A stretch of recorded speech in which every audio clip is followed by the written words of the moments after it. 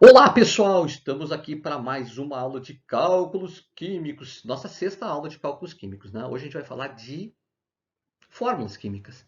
Bem importante para a gente entender como funcionam os cálculos e até os cálculos envolvendo as fórmulas, já que as fórmulas apresentam o quê? A quantidade de mols de átomos que formam uma substância. Isso é muito importante para nós para poder calcular a massa molar. E também, quando aparece um coeficiente estequiométrico, ela dá para nós quantos mols nós temos daquela substância, o que para nós também é muito importante. Então, fórmula é top. Top também é quando você faz o quê? Se inscreve no canal. Se inscreve no canal, né? Ali dá um likezinho, né? Dá um likezinho e ativa o sininho, tá bom? Faça isso, né? Não vai perder nada, tá? Só vai ganhar que vai receber aí uns videozinhos, né? De ciências, química, física, né? Bate-papo, né? Curiosidades de cientistas, assim, de vez em quando quer ver, tá ali, né? Tá bom? Vamos falar de fórmulas? Vamos falar de fórmulas. Tipos de fórmulas químicas, tá bom? É bem interessante essa ideia, né? Porque nós não temos um tipo de fórmula só. Vamos começar pela fórmula estrutural plana, que é uma fórmula bem interessante para nós, porque ela apresenta as ligações químicas entre os átomos, a disposição dessas ligações químicas. No nosso caso aí, nós temos uma substância chamada etano. O etano é um hidrocarboneto que aparece em alguma proporção no petróleo, é importante, ele é um gás e a gente pode queimar ele e obter energia a partir dele, certo? Olha só, esses tracinhos aqui são as ligações que a gente chama de ligações covalentes que os átomos fazem aí, as ligações covalentes, certo? Do etano. Agora, existe uma fórmula, tá? Que agora eu lembrei agora, que é estrutural espacial, que envolve também a estrutura espacial, a geometria, a disposição dos átomos no espaço, com ângulos, etc. Eu tenho até as fórmulas que estão aqui atrás, elas são fórmulas espaciais, ó. Tá? Elas apresentam a angularidade entre os átomos ligantes. Deixa eu pegar uma aqui que eu posso até mostrar o etano. Agora que eu lembrei. Eu tenho aqui o álcool etílico, ó. O álcool etílico é esse aqui, ó, tá? Esse é o álcool etílico. O álcool etílico ele tem um OH aqui, ó, um hidrogênio e um oxigênio aqui, tá? Nessa estrutura. Mas eu vou fazer o seguinte, eu vou fazer o etano aqui, ó. Vou desmontar o álcool etílico. Ah, tá tão legal o álcool etílico, professor. Ó, esse é o etano, ó. O mesmo etano que vocês têm ali, ó, no slide, vocês têm aqui, ó. Esse é o etano, só que na forma 3D, tá? 3D. Ó, se tu olhar de frente, aqui tá eclipsado, a gente chama de eclipsado, né? Ó, estrelado, tá? E eclipsado, tá? É isso aí, cara. Olha que legal, ó. Forma 3D aí para o nosso amigo aí, tá? Eu vou remontar o álcool etílico, então, vou botar no lugarzinho ali, o álcool etílico. Tá? Vê que o álcool etílico entra um oxigênio, né, a mais, tá? E aí o etano com oxigênio a mais vira álcool etílico. Vamos dizer, o hidrocarboneto de petróleo vai virar álcool. É, pode, né?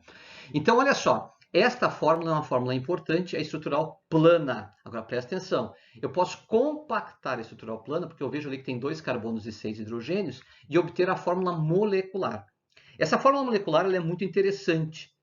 A estrutural plana é mais usada assim quando a gente está falando da molécula, tá? Pode também estar falando da substância, sem problema nenhum. Aí tu fala em mols de ligações químicas, né? Mas é mais quando está falando da molécula. A fórmula molecular, ela é usada tanto para a substância química quanto para a molécula, tá? Então a molecular eu posso usar para uma molécula só, molécula, ou para a substância.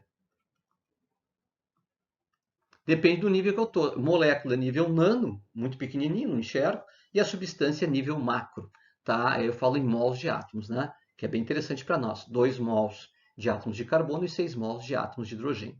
E ainda há a tal de fórmula mínima. A fórmula mínima tem uma importância estratégica aqui. Normalmente a gente descobre primeiro a mínima e depois chegar na molecular, tá? Esse é o caminho normal. E depois da molecular chega-se à estrutural plana, tá? Ou seja, eu vou do menos complexo, que é a mínima, para a molecular, que é mais complexa, e depois para a estrutural plana, que é a mais complexa de todas. Então, na real, lá no laboratório, lá nas pesquisas, a gente faz o caminho contrário. Mas eu estou fazendo um caminho que é o caminho didático, ainda mais completa para menos, para mais simples, né? Como é que eu obtive a mínima? Ficou 1,3 aqui, professor. Mas com um átomo de carbono e 3 de hidrogênio, eu não consigo montar uma molécula. Pois é, essa fórmula mínima, gente, é muito importante. Tá? Ela só vale para quando a gente fala de substância. tá? Para molécula não está valendo, tá? Não usa para molécula, mas para substância sim. Como é que eu obtive ela? Eu obtive ela dividindo aqui, ó, os índices do etano, dividindo por 2, tá? O meu dividido ficou ruimzinho ali, eu vou acertar e deixar bonitinho, ó, dividido por 2, tá? Como é que a gente faz isso aqui, ó? Deixa eu fazer aqui, ó. Eu vou pegar o 6 aqui, ó, e dividir por 2 e vou obter o 3. Ô, Dani, por que tu escolheu o 2? Escolhi o 2 porque é o menor dos dois números, tá? Por isso que eu escolhi o 2, tá? Então eu vou pegar o 2 e dividir por 2 e vai dar 1. É ou não é verdade? Vocês vão dizer é verdade, tá? Então eu escolhi uma proporção. Agora presta atenção na ideia. Ô, Dani, se o menor dos dois índices, o menor é o que vai dividir, né? E se o menor dos dois índices, por exemplo, for 1? Se o menor for 1, a fórmula mínima e a molecular elas são iguais. Eu vou voltar a falar desse negócio que isso é importante, tá? E ainda temos a centesimal. A centesimal ela fornece uma proporção. Ela também é muito utilizada para as substâncias químicas, tá? Então já nível macro. E ela fornece para nós o quê? Ó, aqui, ó, essa proporção de 80% de carbono e 20% de hidrogênio é a porcentagem em massa.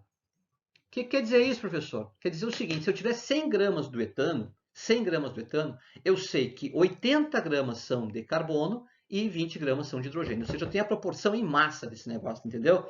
Ah, professor, e se eu tivesse, por exemplo, 10 gramas? Bom, eu sei que tem 8 gramas de carbono e 2 gramas de hidrogênio na composição, tá, do nosso amigão aí, do etano. Essa talvez seja a primeira fórmula que a gente obtém quando vai para a pesquisa lá. É a fórmula que a gente obtém pela análise elementar.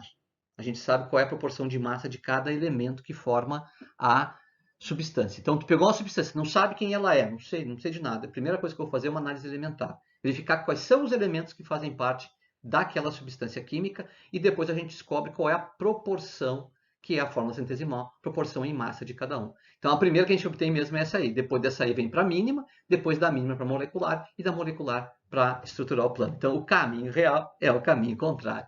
Tá bom? O caminho didático é assim. Tá bom? Agora, olha só.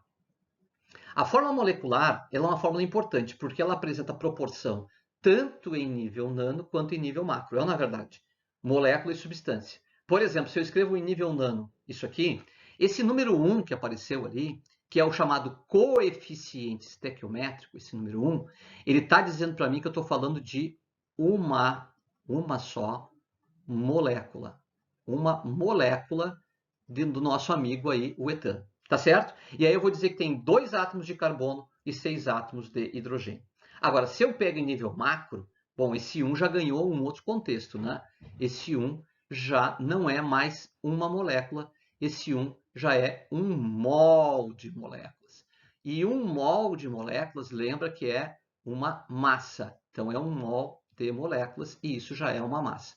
Ô, Doni, isso quer dizer então que eu vou ter 2 mols de carbono e 6 de hidrogênio. Isso mesmo, 2 mols de átomos de carbono e 6 mols de átomos de hidrogênio. Perfeito, tá? Não esquece uma coisa importante, que quando a gente determina que estamos trabalhando no nível macro, é muito importante colocar o estado físico da substância, que no caso aí o etano é gasoso, gasoso. Tá certo? Tem uma coisa importante que eu gostaria de comentar aqui, que é o seguinte. Ô, Dona, então só um pouquinho. Tem 2 números importantes aí, tá? 2 números importantes. Por exemplo, se eu escrevo isso aqui, tá? Esse número maior, como é que é chamado? Coeficiente, tá? E esse número menor, como é que é chamado?